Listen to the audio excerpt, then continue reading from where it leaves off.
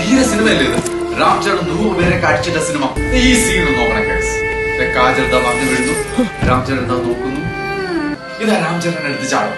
But here ഇവിടെ something problem ഉണ്ട് guys. ഇവർ രണ്ടുപേരും അകന്നങ്ങ് പോവാണ് ഒരുമിച്ച് ചേരാൻ. Let me discuss some physics here guys. രാംചരന്റെ ഇപ്പുറത്തെ എയറിന്റെ വെലോസിറ്റി മേലോട്ടായിരിക്കും, രാംചരന്റെ ഇപ്പുറത്തും എയറിന്റെ വെലോസിറ്റി മേലോട്ടായിരിക്കും. വി വെലോസിറ്റി പേരാണ്. കാജലിന്റെ ഈ ഭാഗത്തായിട്ട് എയറിന്റെ വെലോസിറ്റി മേലോട്ടായിരിക്കും. കാരണം കാജൽ താഴോട്ടാ പോകുന്ന എയർ മേലോട്ടായിരിക്കും. അതേപോലെ കാജലിന്റെ ഈ ഭാഗത്തും എയറിന്റെ വെലോസിറ്റി വി നേരെ മേലോട്ടായിരിക്കും. Just look at here guys.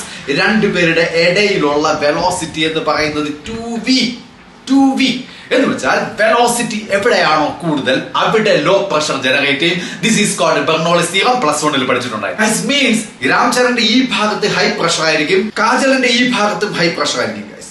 രണ്ടുപേർക്കിടയിൽ ലോ പ്രഷർ. അപ്പൊ ഹൈ പ്രഷറിൽ നിന്ന് ലോ പ്രഷറിലേക്ക് ഫോഴ്സ് എക്സേർട്ട് ചെയ്യും. ദൈവം തമ്പുരാൻ വിചാരിച്ച പോലെ ഇവരെ സെപ്പറേറ്റ് ചെയ്യാൻ പറ്റില്ല ഗൈസ്. പിന്നെയാണ് രാജമൗലി